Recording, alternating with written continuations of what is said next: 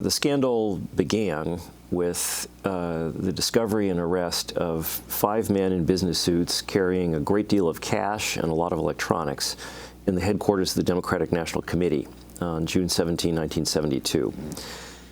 But the investigation initially of that burglary and bugging operation turned into an investigation both by law enforcement and, very importantly, by 2 journalists, 2 young crime reporters at the Washington Post, turned into an investigation of what became what was unveiled to be a far wider effort on the part of the Nixon administration to undermine the Democratic Party and Nixon's Democratic opponents in the 1972 election.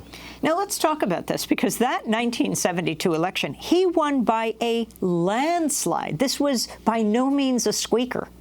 That's absolutely true. And most people agree that, in fact, he didn't have to do any of this stuff in order to win. But he did it anyway. Paranoid. Yes, he was, Richard Nixon was an angry, troubled man. And he saw enemies everywhere, including where they didn't really exist. So explain what the Watergate break-in was. Well, the break-in had been ordered and authorized by the former Attorney General of the United States, John Mitchell, who had resigned as Attorney General in order to manage Nixon's re-election campaign. Called? Yes, a very ironic name. The Committee to Re-elect the President, abbreviated as CREEP. Yes, one couldn't make that up. So he's CREEP's chief. Yes.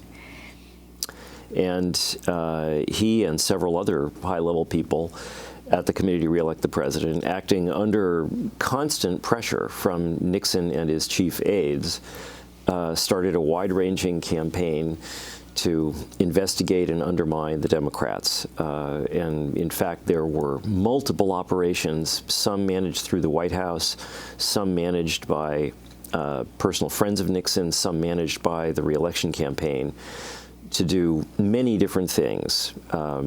There were infiltrators who were secretly reporting on what Democratic candidates were doing.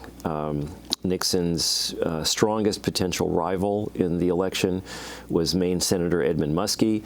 Muskie's driver was secretly on the payroll of the Nixon campaign and copied and reported documents, records, plans, etc. There were dozens of such operations, dozens of them, many of which were eventually revealed after the burglars were caught in June of 1972.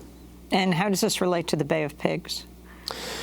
Well, the burglars were primarily Cuban Americans who had been recruited by a couple of former CIA agents who had worked with them in regard to the Bay of Pigs and other operations against Castro's Cuba.